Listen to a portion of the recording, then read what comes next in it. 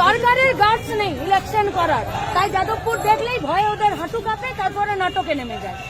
আমাদের 9টা জায়গাতে কর্মী সভা এবং মিছিল হয়েছে।